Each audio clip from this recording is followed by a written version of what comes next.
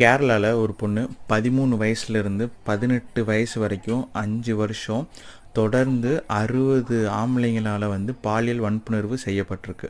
இது வந்து ரீசெண்டாக ஒரு கமிட்டியில் வந்து அந்த பொண்ணோட வந்து கோச் பார்த்துட்டு என்னம்மா சரியில்லை அப்படின்னு சொல்லி அந்த கமிட்டி கூப்பிட்டு போய் அங்கே சைக்காலஜிஸ்ட்லாம் வச்சு இது வந்து வெளியே வந்திருக்கு.